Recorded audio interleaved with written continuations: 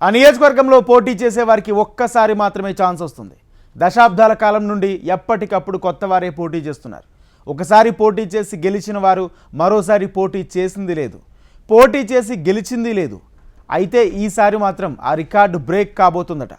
గత ఎన్నికల్లో పోటీ చేసిన వారే ఈసారి ఎన్నికల బరిలో దిగారు. గెలుపు నీదా నాదా అంటూ సమరానికి సై అంటున్నారు. ఎందుకు ఏంటి ఆ నియోజకవర్గం? ఈ ఎన్నికల్లో రెండోసారి బరిలో పోటీ చేస్తున్న ఇద్దరు ప్రధాన అభ్యర్థులు ఎవరు? అక్కడ వైసీపీ గాలి వీస్తుందా లేక కూటమి అధికారంలోకి వస్తుందా? Watch the story. విశాఖలో పెందుర్తి నియోజకవర్గం చాలా ప్రత్యేకం. గ్రామీణ పట్టణ వాతావరణం కలగలిసిన ప్రాంతం. ఇక్కడ ప్రజల తీర్పు కూడా అంతే విలక్షణంగా ఉంటుంది. పెందుర్తిలో పోటీ చేసేవారికి ఒక్కసారి మాత్రమే అవకాశం లభిస్తుందట. దశాబ్దాల నుంచి ఎప్పటికప్పుడు కొత్త అభ్యర్థులు పోటీ చేస్తూ వస్తున్నారట. ఒకసారి పోటీ చేసి గెలిచిన వారు మరోసారి పోటీ చేసింది లేదనేది పెందుర్తి నియోజకవర్గం స్పెషాలిటీగా మారిందట. అలాంటి ప్రత్యేకత ఉన్న నియోజకవర్గంలో ఈసారి మాత్రం రికార్డు బ్రేక్ అవుతోంది. గత ఎన్నికల్లో పోటీ చేసిన వారు ఈసారి ఎన్నికల బరిలో దిగారు. గెలుపు నాదంటే నాదంటూ సమరానికి సై అంటున్నారు.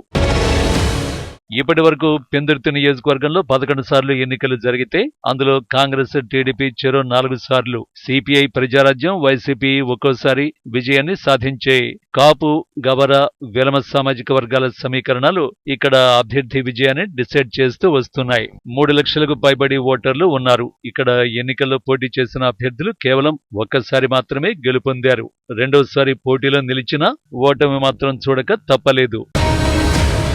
అయితే 2024 ఎన్నికలు మాత్రం చాలా ప్రత్యేకం కానున్నాయి. ప్రస్తుతం బరిలో ఉన్న YCP sitting MLA Adip Raj, కూటమి నుంచి జనసేన అభ్యర్థి పంచకర్ల రమేష్ బాబు పోటీ పడుతున్నారు. ఈ ఇద్దరు ఇప్పటికే పెందుర్తి నుంచి ఒక్కోసారి పోటీ చేసి గెలిచిన వారి.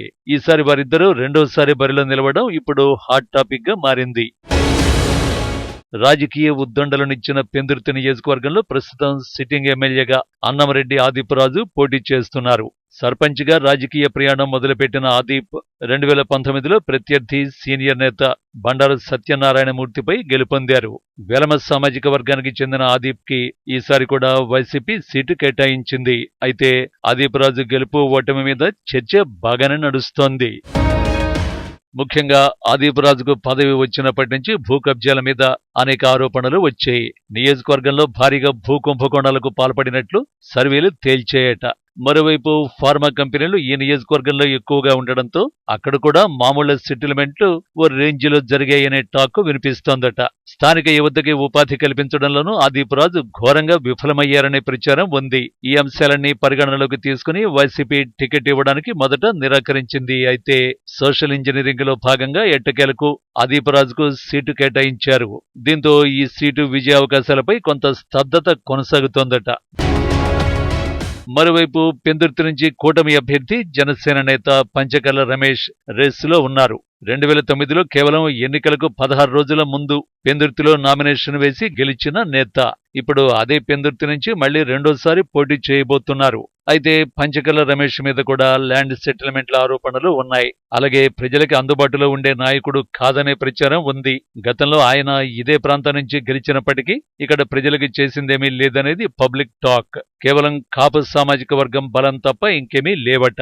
దీంతో పంచకర్ల రమేష్ గెలుపోవటముల మీద చర్చ నడుస్తోందట. కేవలం క్యాస్ట్ ఈక్వేషన్స్ ని మాత్రమే నమ్ముకుని ఉన్నారట జనసేన పంచకర్ల రమేష్. అదే నమ్మకంతో ముందుకు వెళుతున్నారట. అందులో భాగంగానే ప్రజారాజ్యంలో ఉన్న పరిచయ నేత ఆయన చిరంజీవితో ప్రమోషన్ చేయించి స్టార్ క్యాంపెయినర్ గా వాడుకుంటున్నారనే ప్రచారం వచ్చింది. మరోవైపు స్వయంగా తన అభ్యర్థిని గెలిపించాలని పవన్ కళ్యాణ్ ఎన్నికల ప్రచారం చేస్తుంటే కేవలం అది చూసి మాత్రమే ఓటు వేసేవారు లేరు అనేది అక్కడి జనం మాట. దీంతో పంచకర్ల రమేష్ గెలుపు కూడా ఊగిసలాటగానే ఉందట.